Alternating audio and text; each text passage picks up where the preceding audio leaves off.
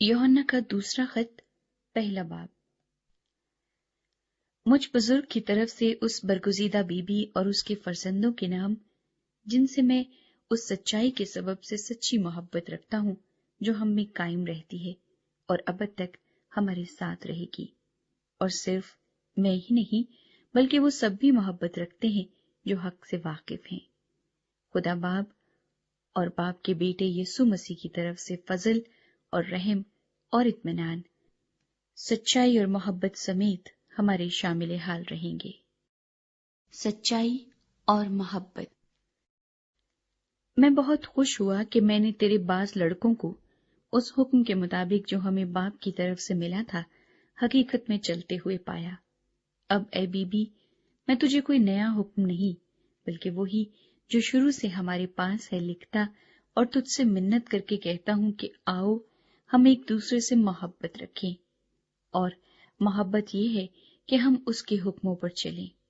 ये वही हुक्म है जो तुमने शुरू से सुना है कि तुम्हें इस पर चलना चाहिए, क्योंकि बहुत से ऐसे गुमराह करने वाले दुनिया में निकल खड़े हुए हैं जो यीशु मसीह के मुजस्सम होकर आने का इकरार नहीं करते।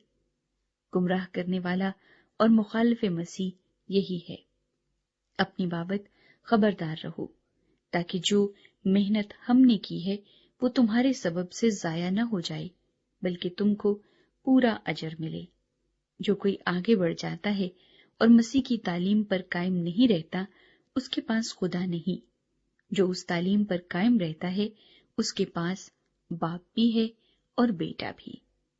अगर कोई तुम्हारे पास आए और ये तालीम ना दे तो ना उसे घर में आने दो और ना सलाम करो, क्योंकि जो कोई ऐसे शख्स को सलाम करता है वो उसके बुरे कामों में शरीक होता है। तस्लीमात।